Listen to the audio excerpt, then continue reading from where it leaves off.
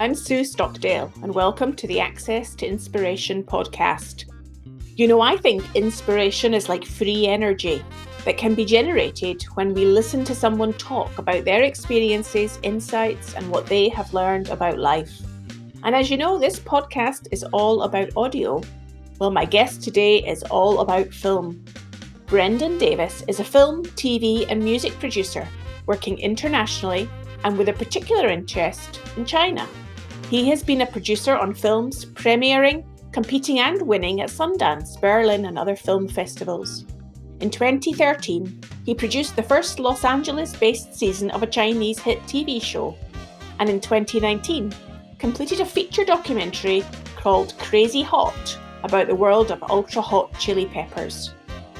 Brendan is also a seasoned podcaster, having co-created a series called How China Works with his friend Ying Li. Brendan and I had a fascinating conversation together about film, culture, and making an impact in the world. Welcome to the podcast, Brendan.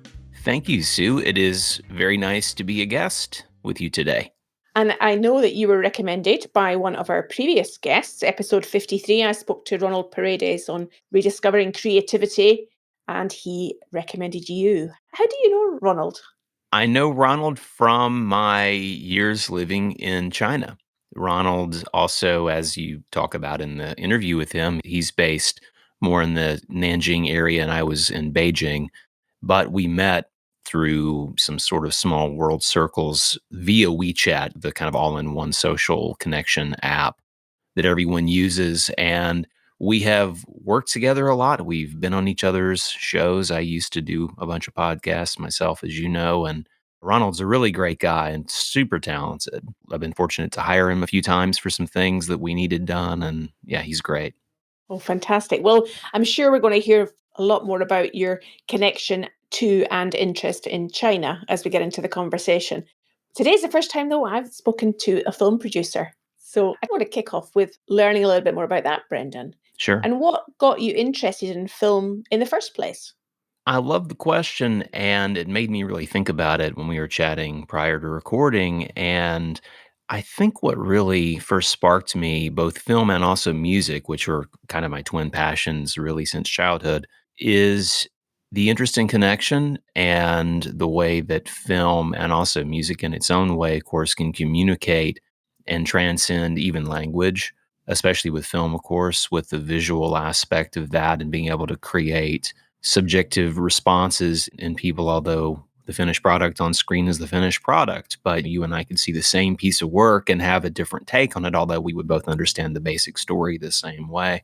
I was a bit of a weird kid and very philosophical, and I'm very introverted. And I think that with film, it was a way for me to connect with greater experiences outside myself, but also have my internal interpretation of it. And I don't know of an art form that is as immersive as film that lets you do that. So I think I was drawn to the idea of communicating across barriers as I interpreted it later. I didn't have that analysis as a kid, of course.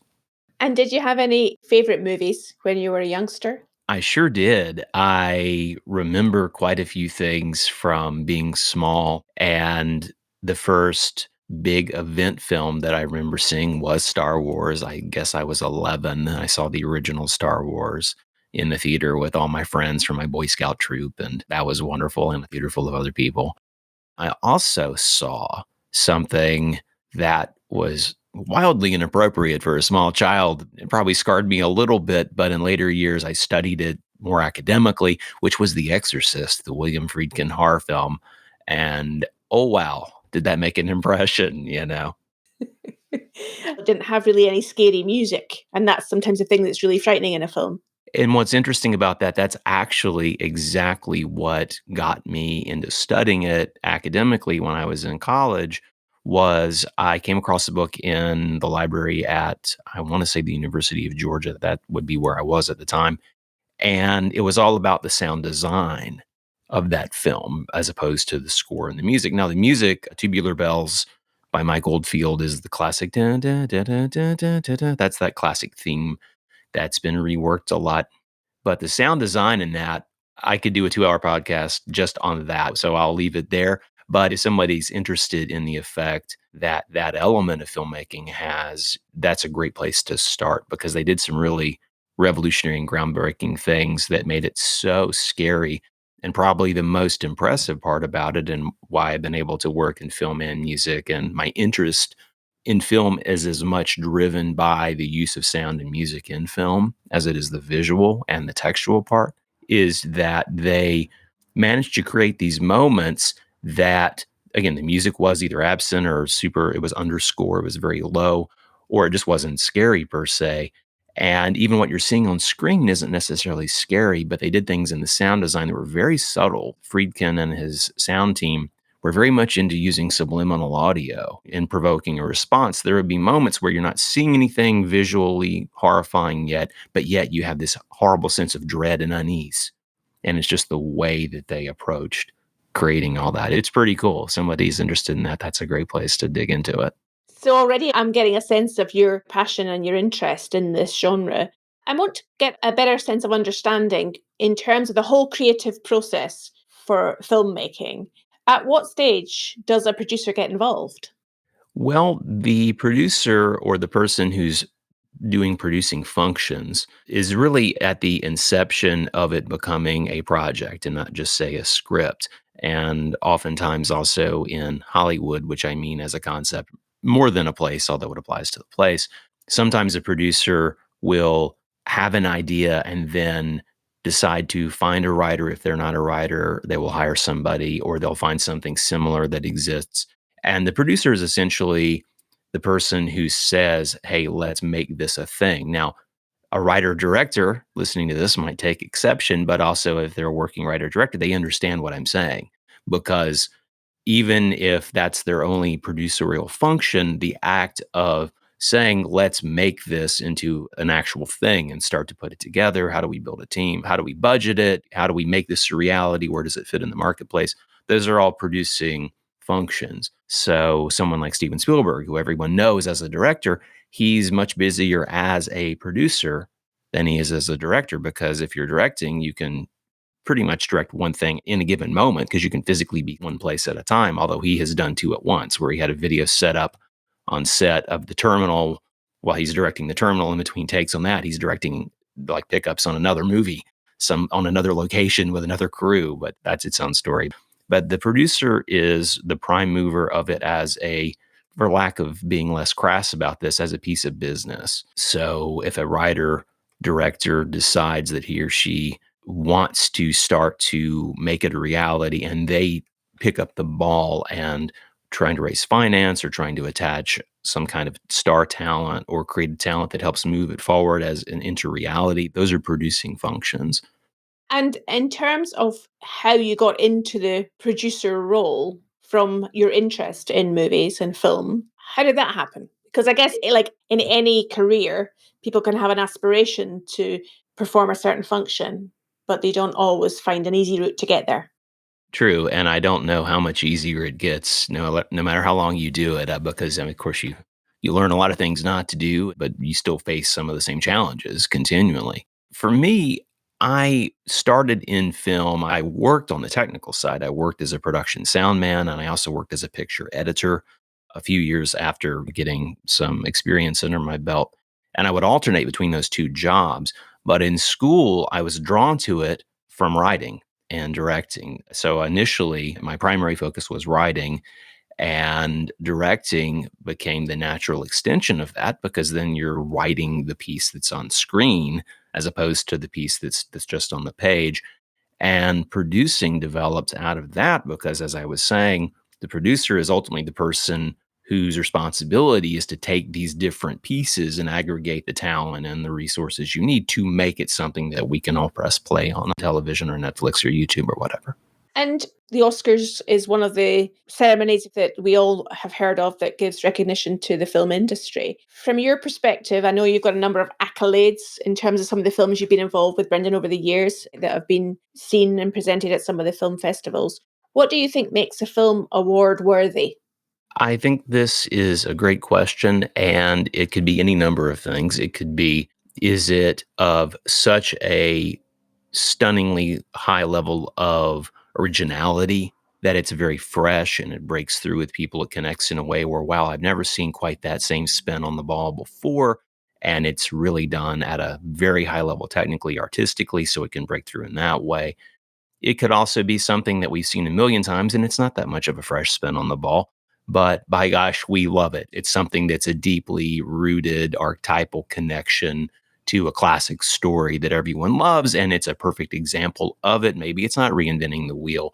I'm going to use all my cliched metaphors to make the point because that's what we do. We look for ways to find relation. But I think when, especially on the film festival circuit in that world, what people who judge those and what audiences who attend those and buy their ticket and go to festivals to see those films that may never be seen outside of a festival, they're looking for fresh, original voices more often than not. And it's a way to try things that may or may not, or absolutely are not commercial, or maybe they could be, it could show talent for filmmaking in a way that then studios, networks, bigger producers than me who have a deal, say, with a studio and are looking for a really raw commercial talent that's developing, that's a great place to find filmmakers, writers who have the potential to do things that are very commercial.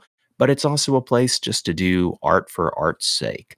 The most successful films in general have a sense of cohesion internally. It feels like a finished piece of work, right? And we all have this as an audience member where sometimes we'll see something and we absolutely love it. And if you're someone with background in this world, you can put on your teacher hat and sort of talk about why it worked. But I'm no different than any other audience member in terms of does it move me or not? Intellectually, philosophically, emotionally, does it move me when I experience it or not? And then I can dissect it where I could talk about it to fellow film nerds. You reminded me about the facet that we often think our head is ruling our decision making, where actually it's our heart, and then our head eventually has to catch up and give us some logic to that innate gut feel that we have about whether something moves us or not. Which kind of brings me nicely onto this question of inspiration, Brendan. Obviously, our podcast is called Access to Inspiration. I'm wondering what inspires you. A lot of things inspire me. I think that overcoming long odds is something that's very relatable to people in general. I think that that especially moves me. As a business, this is not an easy business to get into. It's not easy to get started because you can make something with your iPhone or whatnot these days. But in terms of really having an impact and breaking through and becoming recognized, even to a small degree, the access to that opportunity has never been greater. But at the same time, there's so much content, there's so much noise that it's hard to find the signal. So for me, what's inspiring are things that I haven't seen before, which, of course, in this day and age, there are fewer of those since we're all so darn sophisticated thanks to the internet. We all seem to know so much more. The general base of knowledge is so much higher than when we were kids.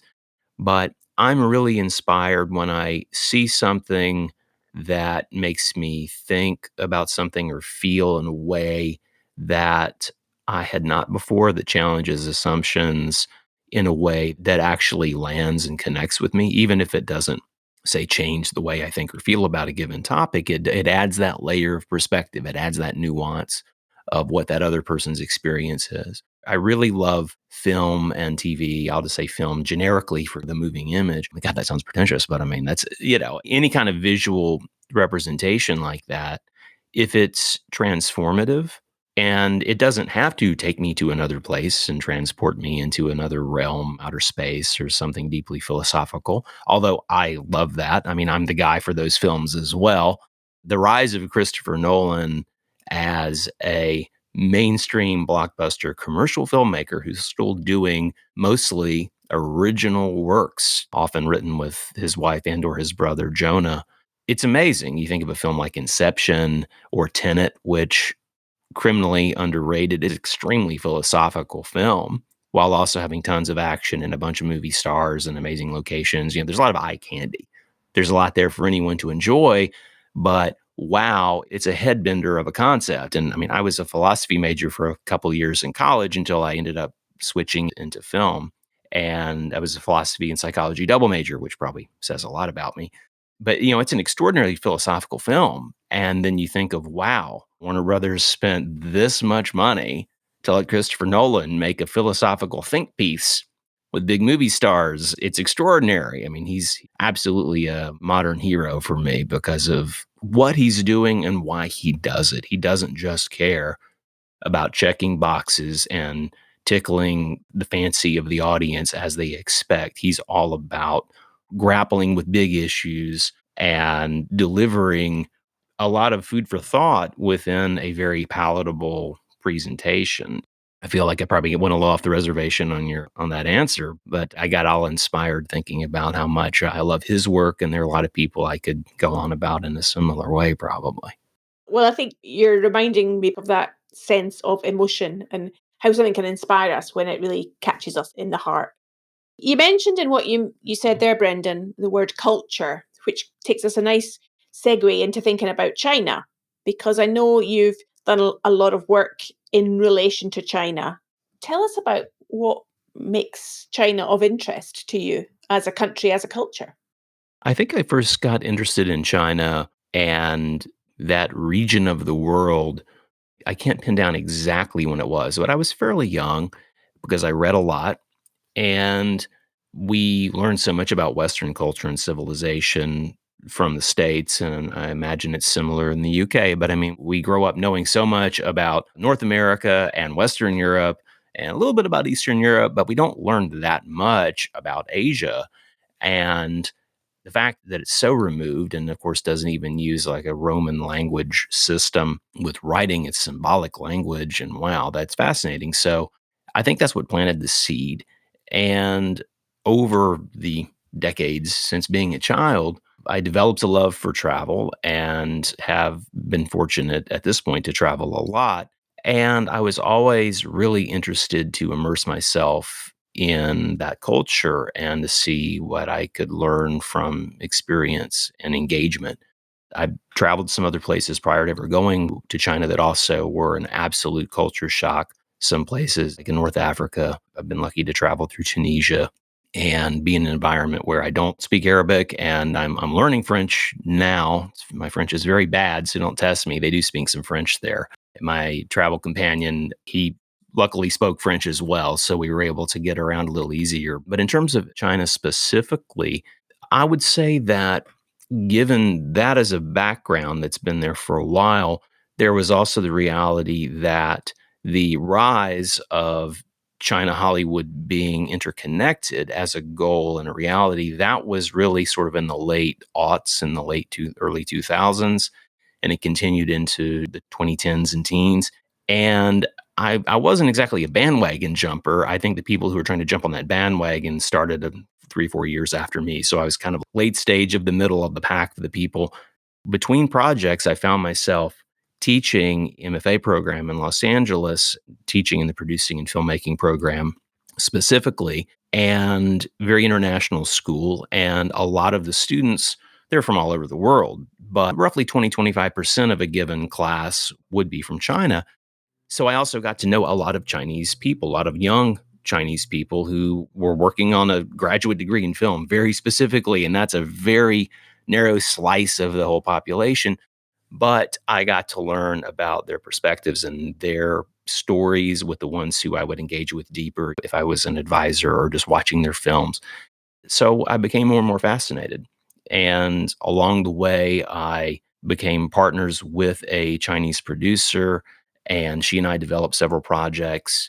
And in 2013, I made my first trip over there. But before that, I had helped a former Chinese student connected to some executive producers in China who were friends. One of them was a mentor of his.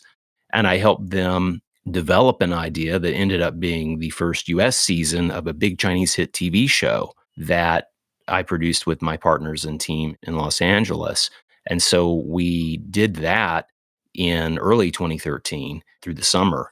And that was very successful and quite a learning experience.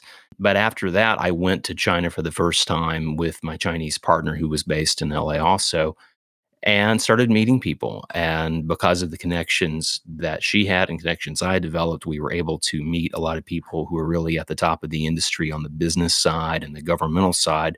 So I never had the experience of someone who, say, decided they want to go teach English in China when they're 20 years old. That's not my experience. I mean, I went as a grown person trying to do some business. So it was fascinating. And again, I've done probably 300 podcast episodes when I was doing that myself that in various ways touch on what I learned about the business and the culture of that. From your perspective in film, I'm thinking about how you almost compare the two different cultures. How does the Chinese community view the Western world and vice versa?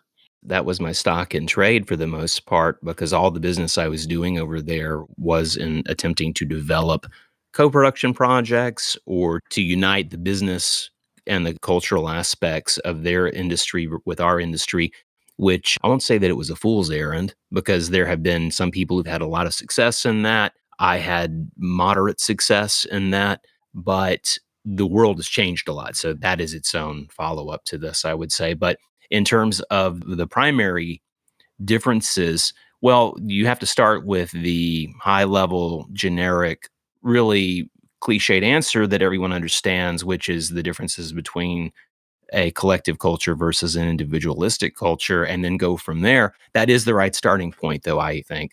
And I created a podcast that I've since retired called How China Works with a Chinese partner who is a cross cultural communication specialist. And she and I spent a lot of time talking with business leaders, cultural leaders from all over the world who somehow deal with China and the other, whether it's the US or the UK or Australia.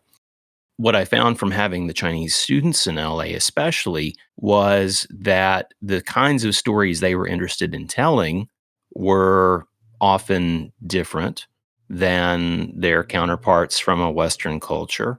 There tended to be less of a sense of exploring who am I out in the world on my own versus how can I make something happen for my family or for this other group I care about. And I think that that orientation, I see it remotely from being online because I left in late January 2020 because of COVID, unfortunately. So I feel like it's probably changing a bit. There has been a big pushback in China against the oppressive work hours, especially in the tech industry, the 996 culture of working 9 a.m. to 9 p.m. 6 days a week as a standard. There's been a pushback against that. There's been controversy that has been exemplified in the laying flat movement in China, which is the idea of basically, I'm going to lay down, I'm not going to subject myself into this intense live to work mentality, which being still a developing country in many ways, there's a massive emphasis on you must work harder than anybody, longer than anybody, and you must achieve as much as possible almost to justify your existence. And this newer generation, and I'll say kids not pejoratively because they're the younger generation, although there are people probably up to my age who feel this way. They don't really have the luxury of laying flat, but that's actually a term that's blocked on Chinese social media in Chinese and English, which is essentially like, I choose to disengage from the rat race. And so there's been this reexamination just in the last few years. And I think this is part of the global response to COVID and the restrictions and quarantine. It gave people a lot of time to think. We've seen a lot of people lose their minds with a little too much time on their hands in various places. And that's his own podcast. But I think your original question, if I could sort of circle back to wrap my answer up on that, is that I feel like the interest in how can I benefit my family, my society, my cohort, I think that's a generic difference between the Chinese culture versus especially the American culture. But I do think it's changing. Well, certainly we've seen a lot of people re-examine what work means to them in the Western world, and as a result, leaving their jobs and moving to something that's more meaningful for them. It strikes me, Brendan, listening to you speak, that you're a pretty deep thinker and being a great observer. Observing what you've learned about China, about the Western world, about filmmaking, and having a chance and an opportunity to think and reflect. Where does that leave you and what your contribution is to the world? I love the question and thank you for the compliments. And insights, I would say. I feel like I don't have a choice except to be thoughtful, especially in my business, but just for my own sense of self in life. And, I think that what we're seeing now in so many ways around the world, we're seeing the wheels come off of so many preconceptions and expectations people had for how things are going to go. The status quo is being blown up or revealed to have issues, to say it fairly generically, in so many ways. And the pressures, as I was saying about the pandemic, have exacerbated tensions. And so, in terms of how I process all this, it's my ongoing in my own meditation time. And before I go to bed, it's absolutely what's on my mind because I'm in the middle of several projects right now. One has been delayed and was kneecapped, to use that expression, because of the pandemic. And we've managed to keep it together and reconfigure it multiple times. And we're pending launching that any moment. But it's also why I'm talking to you from California as opposed to Paris right now, that we talked about offline about this setting this recording date and time. So I feel like for me, it's, why am I doing this? Why am I continuing to torture myself sometimes with this career? Well, I've been in this business either technically or creatively or in an executive or managerial sort of role. I've been doing this for, 30 odd years. So I like to say I'm old, but I'm trainable. But at this point, I'm old enough that I don't think I can really do much else. I could do this or I could teach it or talk about it. That's my skill set, basically. But I have a lot of hope and faith and confidence in filmmaking to transcend some of these silos that people find themselves in. And I feel like that's what is going to be even more necessary than ever before as we move forward and as we try the reckoning and reconciliation or whatever the process that has to happen specifically here in America. I mean, we're nowhere near there yet. There's still a lot more.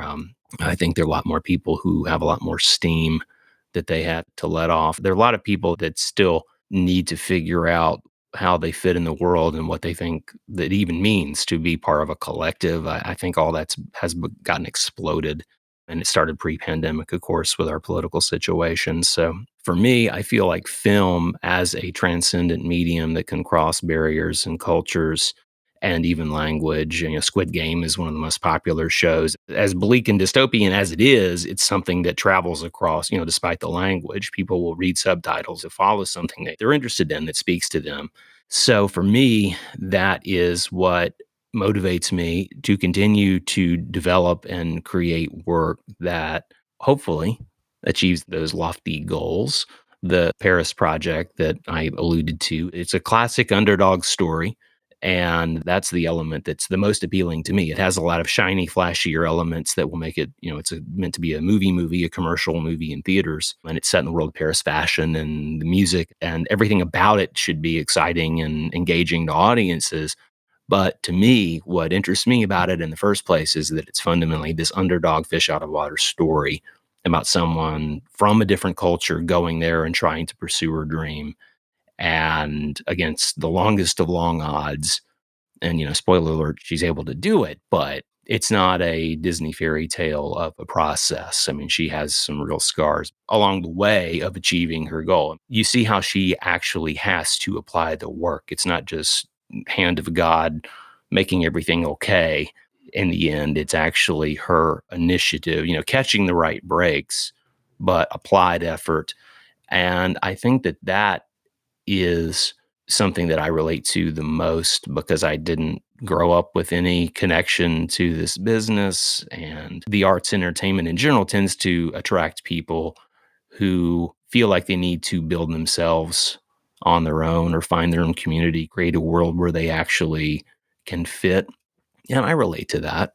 I relate to that really strongly. And so I hope that things that I work on from here on out, whether it's a fictional piece like that or whether it's a documentary, which is my other passion for filmmaking, I'm really about one half narrative, one half documentary in terms of my development and my interest and orientation.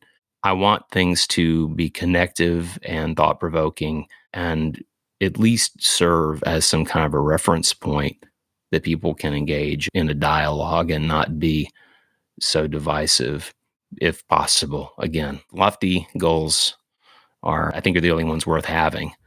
I think how you've described what's important to you there, Brendan, about connectedness, helping people who have got a desire to pull themselves up by their own bootstraps, so to speak, to overcome low expectations, the limited odds, whatever it might be, and make things happen.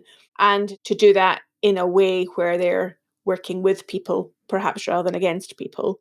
It is very similar to the ethos of this podcast. And I think the story you've told us today in the conversation really illustrates your sense of values and important about these kind of bigger goals. I found it fascinating, and I'm sure we could go on much longer, apart from the aim that we always have within this podcast is to try and keep it to around 30 minutes or so for our listener. So, as we close, my final completely random question to you is, if there was a film made about you, who would be in the starring role? Who would be Brendan? That is a wonderful and terrifying question to contemplate. Huh. Wow. You threw me a curveball here. I love it though. Yeah, I have something that I developed that's a TV show that I'm going to rework because post pandemic reality, it needs some updates and it's caused me to re-examine some of the things I was on about when I was in the original. But the central character, he's got a lot of my issues, basically. And so it's a way for me to explore those things. So I would say, I don't know of an actor to say who it would be, but, hopefully somebody handsome and charismatic, as I would hope to be, reality be damned. But someone who is struggling against long odds, but overcoming them and maintaining a sense of humanity and grace under pressure, which I can't say I always do that, but I can say that's the goal. And again, this business will remind you to be humble if lest you forget very quickly. So I think something about someone who's chasing an ambitious pursuit and overcoming, I think that's what I relate to the most in terms of storytelling. And so I think that's what I would like to see if someone were to do a story about me. As long as he actually wins in the end and he doesn't hurt a lot of people along the way, that would be my goal. Fantastic, Brendan. It's been fantastic to speak to you today. We can put a link on the show notes to some of those podcast series that you've done in the past. I'm sure our listener might want to find out more about those. That's a great point. I would say that if someone's interested in the China/US/the world, the How China Works podcast.com would probably be the best link. And that's the show that I did with my friend Ying Li. And that one, we get into the weeds of every kind of issue related to those questions.